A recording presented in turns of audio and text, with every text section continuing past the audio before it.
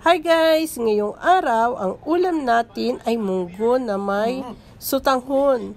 Masarap ito guys sa malamig na panahon, pero kahit mainit ay paborito natin itong mga Pinoy. Unahin natin igisa ang bawang na may konting sibuyas.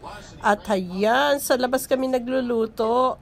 Pagkatapos niyan ay medyo okay na yung bawang natin. Isunod na natin yung sibuyas. Ayan. Tapos gisa-gisa, saute lang natin guys. Kamusta na ang buhay-buhay dyan sa Pinas? Sana okay sa alright kayo dyan, no? At isunod na natin yung ating kamatis. Yung munggo pala, binabad ko na kagabi pa. Si paring Arthur ang gumawa niya, nagluto niyan, effortless ba?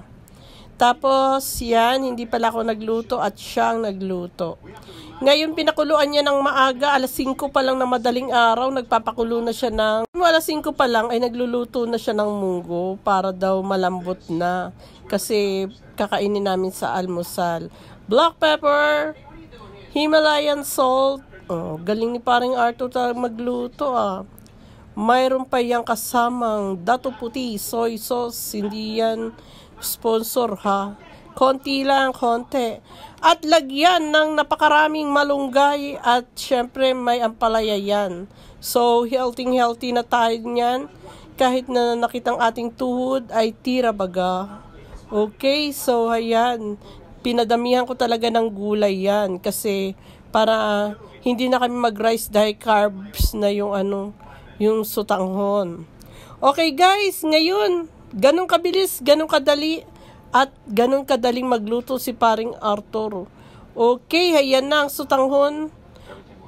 Isa lang yan. Dahil dalawa kami ay saktong-sakto na yan. Okay, may sabaw na. Masarap na sabaw. At kung gusto nyo ay, yan, gupit-gupitin nyo yung sutanghon para medyo maiksi siya.